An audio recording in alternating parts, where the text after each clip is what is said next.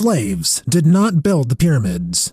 There are 118 pyramids in Egypt alone, and today we'll challenge the prevailing beliefs about their construction, as well as explore the fascinating idea that these enigmatic structures were not built using brute force. The building of the pyramids. To unlock the truth, let's focus on the astonishing monument that is the Great Pyramid of Giza. This pyramid consists of 2.3 million granite and limestone blocks, weighs a total of 6 million tons, and stands at around 481 feet tall. But how did something of this magnitude come to existence? Traditionally, it is believed to have been constructed during the reign of Pharaoh Khufu, and the project was carried over a period of 20 years. Slaves were said to have quarried and carved the stones using bronze and copper chisels. Once shaped, they transported these blocks 500 miles north across the River Nile using sleds, leverages, wet sand, and ramps. Given the estimated 20-year time frame, this equates to 315 blocks being quarried, carved, transported, and placed in their precise position per day.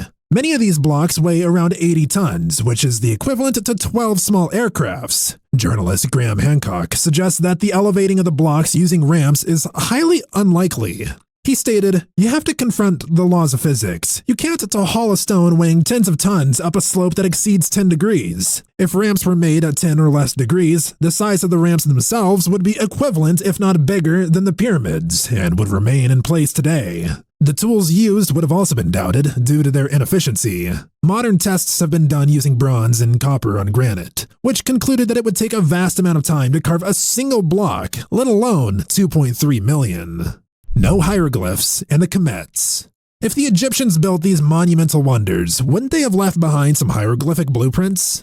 The absence of hieroglyphs directly depicting pyramid construction has led to various theories and speculation. Among these is the proposition by independent researcher Jimmy Cressetti that the pyramids could have been built by a group known as the Kemets. The Kemets were the people who resided in Egypt before the Egyptians, dating back to approximately 2500 BC. The pyramids are situated within the Old Kingdom era. Within a millennium of their aged construction, there was approximately 345 years of lost history in two periods of time. This was when there were revolts and complete overthrow of dynasties. It is a common theme in a war that the history is written and shaped by the victor. This leads to the possibility that the Fourth Dynasty people claimed the pyramids themselves. There is a clear difference in technology in the work of the Egyptians. On one hand, some incredibly crude, and on the other, some are awe-inspiring feats of craftsmanship.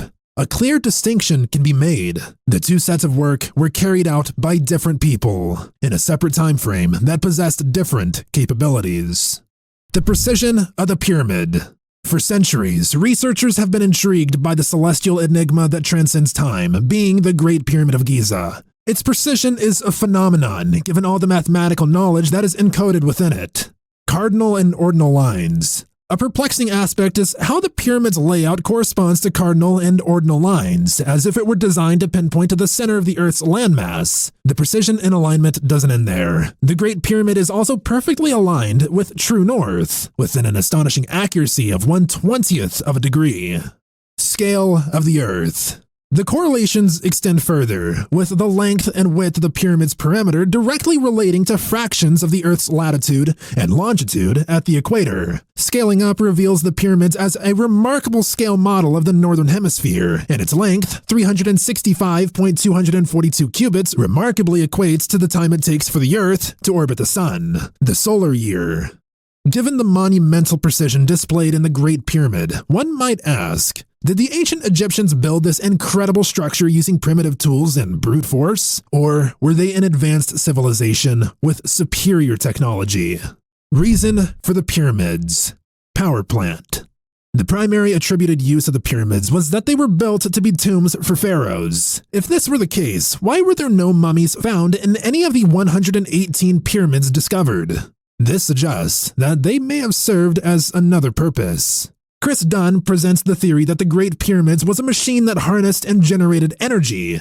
This can be divided into two separate parts.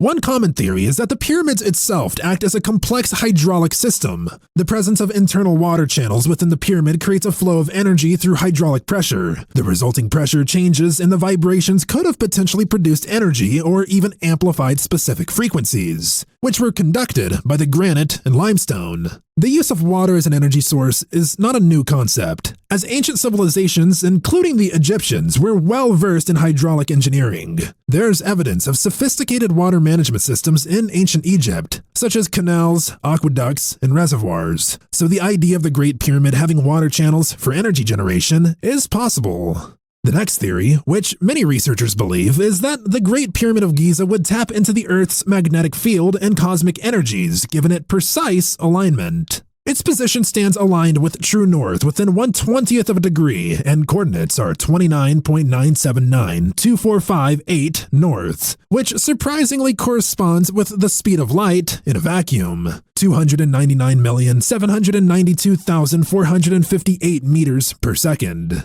Given the lack of technology and tools that we perceived them to possess, its properties suggest they had immensely deep knowledge, technologies, and tools. This could have led them to tapping into specific frequencies within the Earth's magnetic field and cosmic energies. The intentionally selected rocks being granite and limestone, and their arrangement might have created an intricate electrical circuit. This hypothetical circuit, combined with other elements of the pyramid's design, could have been used to harness and manipulate the natural energies. The construction of the Egyptian pyramids are all but concepts, and we may never know truly how and why they were built. I encourage you to explore further and form your own conclusions, while appreciating the awe-inspiring achievements of ancient civilizations. Remember, history holds the keys to our understanding and serves as an eternal source of wonder.